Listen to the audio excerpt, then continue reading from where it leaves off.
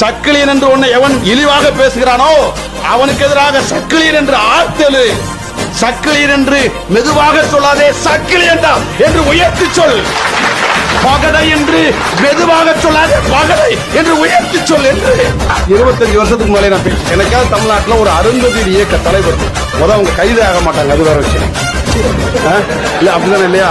அவங்க கைது ஆக மாட்டாங்க, அது வேற விஷயம். ஆனா கைது ஆன பிறகு தமிழ்நாட்டுடைய போலீஸ் 2 நாள் தூங்க விடாம இருக்கிற கட்சி ஒரே கட்சி தமிழ்.